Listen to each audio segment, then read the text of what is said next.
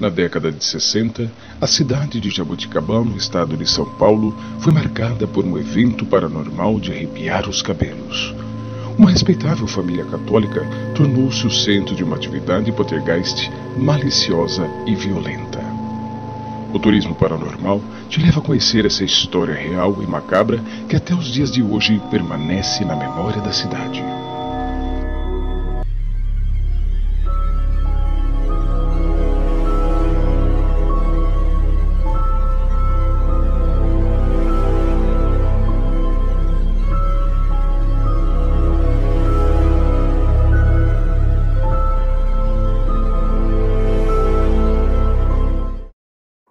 Maria José era uma criança normal em todos os sentidos, até que os estranhos acontecimentos começaram repentinamente em dezembro de 1965.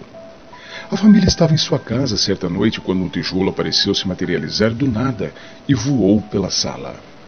A visão dos tijolos voadores assustou a família, mas mal sabiam eles que este seria o início do tormento paranormal. A principal causa dos distúrbios foi identificada como um espírito irritado que estava efetuando uma vingança contra a vítima, uma menina de 11 anos de idade.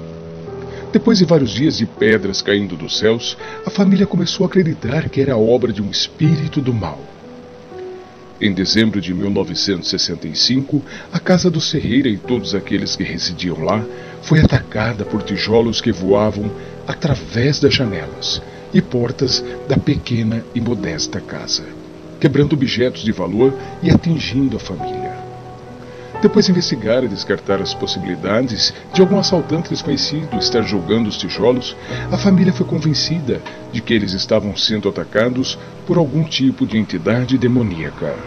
Desesperados, a família entrou em contato com o padre local e imploraram por um exorcismo. Quando o padre chegou à casa da família Ferreira, ele falou com a família sobre a atividade estranha que os mantinha com medo. O próprio padre testemunhou inúmeros fenômenos inexplicáveis que incluíam tijolos atingindo a casa, móveis andando e batidas na parede. Infelizmente, o padre descobriu que o exorcismo não poderia livrar a casa de um poltergeist.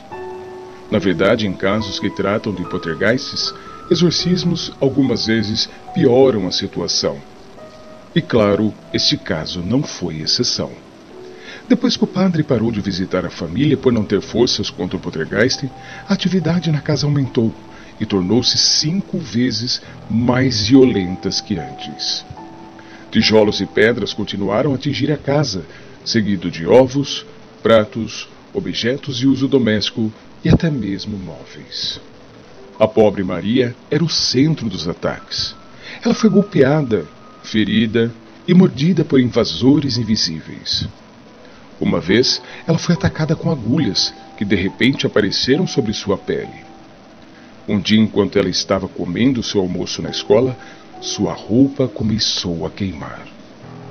Quando a família já não sabia mais o que fazer, foi então contratado um certo homem chamado João Volpe, um dentista local e espírita, que imediatamente foi visitar a família.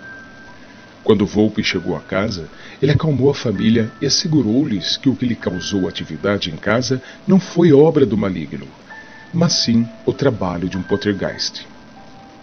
Volpe explicou que um poltergeist não era um espírito, mas sim a frustração reprimida de um membro da família que foi expressada de uma maneira inexplicável.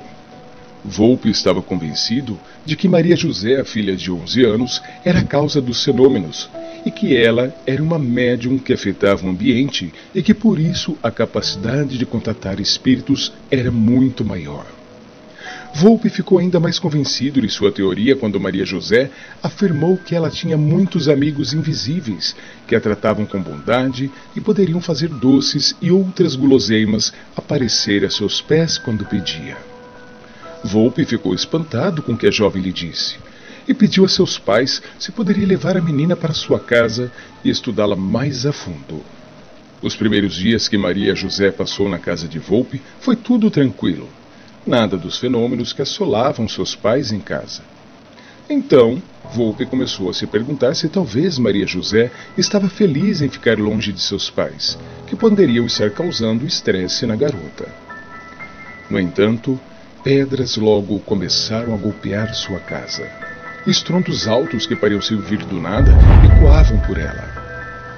Volpe e alguns colegas viram quando uma grande pedra voou através de uma janela aberta, atingindo 3 pessoas na cabeça, para depois sair voando por outra janela. Uma noite, as roupas de Maria José inexplicavelmente pegaram fogo, queimando gravemente Volpe e deixando seu quarto em chamas.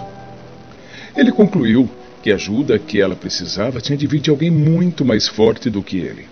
Somente um homem poderia curar esta criança, o grande médium Chico Xavier.